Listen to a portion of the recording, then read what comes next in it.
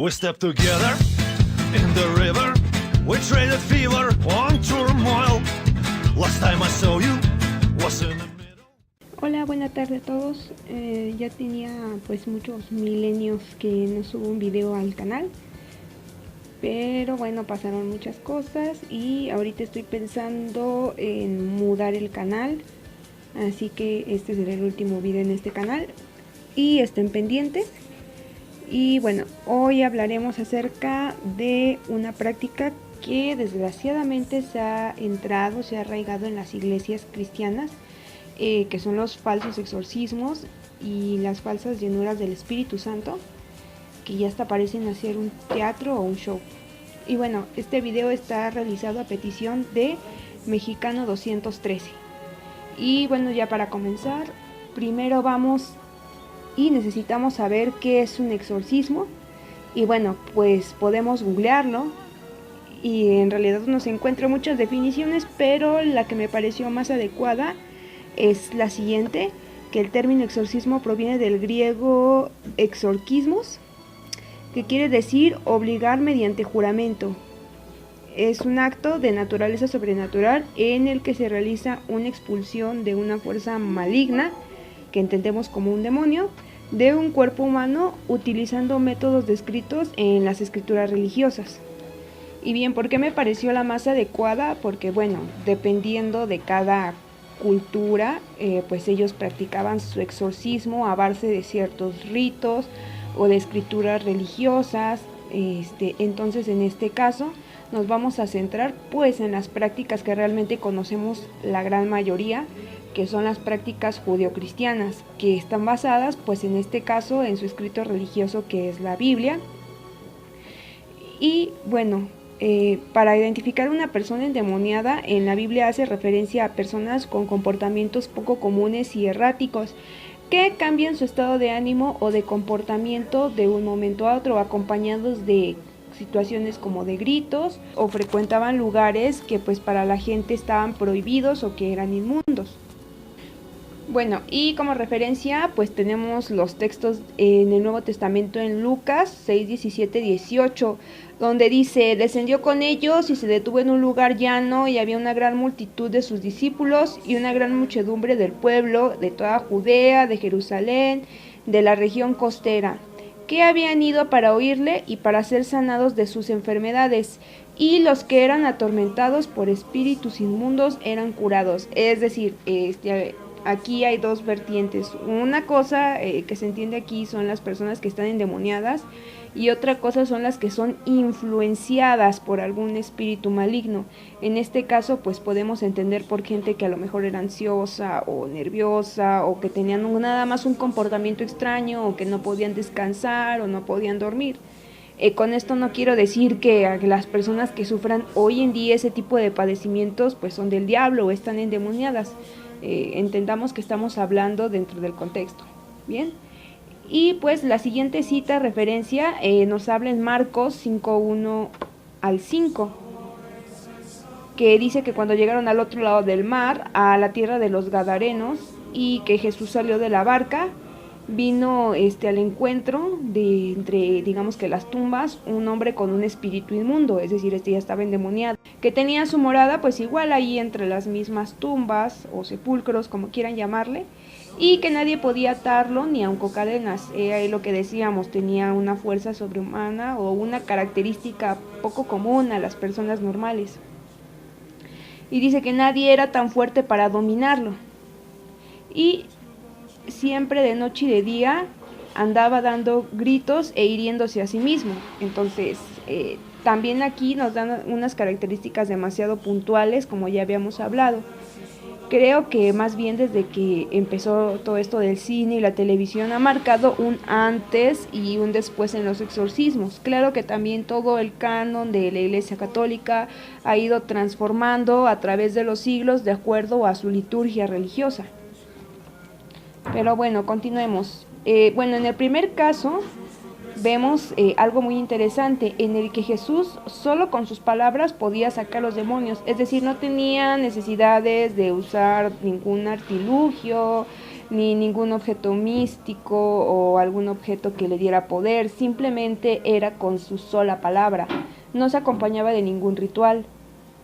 Aquí nos entra una pregunta: ¿cuál era el poder que Jesús tenía? Porque en realidad es pues algo impactante, ¿no? De decir, pues que hacía de diferente, ¿no? Y esto es confirmado en Lucas 4:41, esta teoría, por así decirlo, es que también muchos de los demonios salían gritando y diciendo: tú eres el Hijo de Dios. Pero Jesús, o sea, tomaba una actitud de autoridad, les reprendía y dice que no les dejaba hablar, porque sabían que Él era el Cristo, o sea, que Él era el Hijo de Dios. Entonces aquí algo muy importante es que Él solamente con su pura palabra, no se ponía a platicar con ellos, si hacían alguna otra clase de manifestaciones, no les hacía caso. En realidad lo que a Él interesaba es que dejaran de perturbar a esa persona. Era su principal prioridad el alma de esa persona o el espíritu de esa persona. Entonces esta autoridad vemos que es traspasada del Padre a Jesús, y Jesús después, cuando Él asciende al cielo, se la traspasa a sus discípulos. Esto lo vemos en Hechos 1:8, que dice: pero recibirás poder cuando haya venido el Espíritu Santo sobre nosotros. En el Nuevo Testamento vemos que también los discípulos quisieron echar fuera demonios y no pudieron. Pero después en el libro de Hechos vemos que es más que Pedro echaba fuera espíritus inmundos. ¿Qué diferencia había? Pues del Espíritu Santo. Entonces esto era lo que marcaba una diferencia, ya que en Hechos 19:13 pues también como quien dice, los fariseos empezaron a ver que pues la gente se les iba, y ellos también ya quisieron hacer sus propios rituales, sus propios cánones, y decían que les ordenaban por Jesús, a quien Pablo predicaba, que saliera el Espíritu, y el Espíritu les decía: bueno, sí, o sea, está muy bien lo que le estás diciendo, pero ¿quién eres tú, no? Yo a Pablo lo conozco, pero a ti no sé quién eres. Esto da a entender que ellos no eran hijos, es decir, que la autoridad que se había sido transferida, ellos no tenían esa autoridad transferida, es decir, ahí el ciclo se rompía. Y bien podríamos decir: y bueno, ¿qué tiene que ver todo esto? Pues son los antecedentes que les estoy dando para hablar ahora sí ya de lo siguiente. Bueno, ya que dimos un poco de trasfondo histórico, ahora sí vamos a ver lo que es este tema. ¿La llenura del Espíritu Santo es un show? ¿Los exorcismos son un teatro? Pues son preguntas que mucha gente a lo mejor se plantea, gente que no tiene contacto con lo que es la religión o la secta cristiana evangélica, y entonces, ¿qué hace mucha gente? Se deja guiar por lo que ven en internet, pastores que están orando, imponiendo manos según para recibir el Espíritu Santo, que comienzan a sacudir la gente, y de repente es una sacudidera de personas y la gente se queda atónita, porque en realidad vemos que eso en realidad sí es puro teatro. Cuando se recibe el Espíritu Santo, si quieren leer el libro de Hechos, ahí dice que solamente los escuchaban hablar en el idioma de cada uno de ellos, es decir, estaban hablando, no estaban gritando, ni retorciéndose, ni sacudiendo a las personas, ni sujetándolas. Si nosotros, no sé, pasamos afuera de un salón de alguna clase de inglés y escuchamos que están en su idioma ellos platicando, así mismo también fue el Espíritu Santo, no es una necesidad de sacudida. Como digo, a veces la llegada del cine, lo que es en el siglo XX, creo que también influyó toda esta parte de la iglesia, porque digamos que no es algo tan espectacular ver nada más a gente hablando, sino que atrae más multitud, más gente, ver todo este show que es montado. Y también lo mismo sucede con los exorcismos, que vemos que hay pastores que empiezan a platicar con el demonio, cuando vemos que no necesitan ponerse a platicar con él, simplemente tienen que decirle que salga afuera, porque una autoridad ya se le fue dada a la persona que realiza el exorcismo.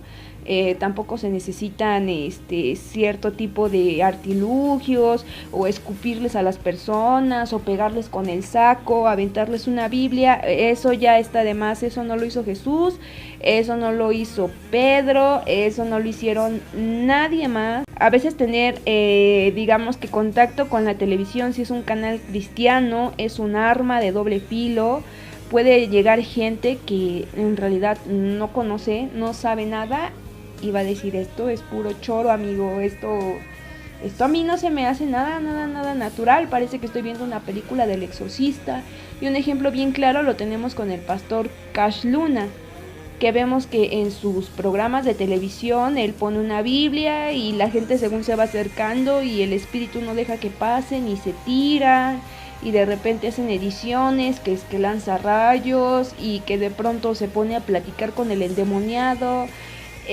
Cuando ustedes vean algo así, eso en realidad no tiene nada que ver con lo cristiano, se aleja de los antecedentes que vimos, eso hasta ahí es un tope. Si van algún día o ven alguna publicación, bueno, es más, cuando suceden este tipo de situaciones, nadie está grabando, todos están metidos en su asunto, es decir, están ahí bien inclinados orando, o si se llega a dar una manifestación, igual están ahí en ese asunto, nadie tiene por qué estar grabando. Es más, si ven una grabación, algo muy exagerado de lo que ya leímos, eso no tiene nada que ver con la iglesia cristiana. Eso es puro show, eso es pura querer llamar la atención, no tiene nada que ver. Y si tú te has ofendido con este audio, con este video, no es necesario que permanezcas aquí. Mira, no me creas a mí, agarra todos los hechos, todas las evidencias. Quizás no mencioné muchas cosas, igual es válido, no soy una experta, estoy hablando solamente con lo que acabo de leer y acabo de investigar. Si alguien tiene más información, es bienvenido a completarla. Decía, nada tiene que ver con la iglesia cristiana. Entonces, pues, si les gustó el video, den un like. Voy a estar mudando el canal, suscríbanse al otro canal. Voy a estar hablando acerca de temas de salud, temas acerca de la Biblia, temas acerca del anime, cualquier otro tema que me piden que trate. Y bien, eso sería todo por mi parte. Espero que les haya gustado. Esto no es así como que la verdad ontológica. Ustedes pueden investigar por su cuenta. Es más, si quieren, tomen las bases que les di y vayan a investigar. Si ustedes se ofendieron o piensan que estoy atacando, en realidad no lo estoy atacando.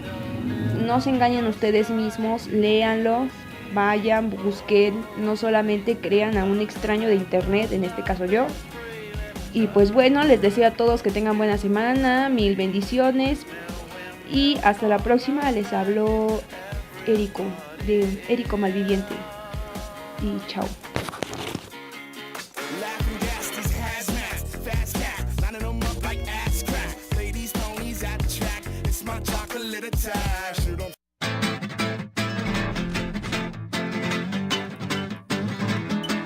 We stepped together in the river.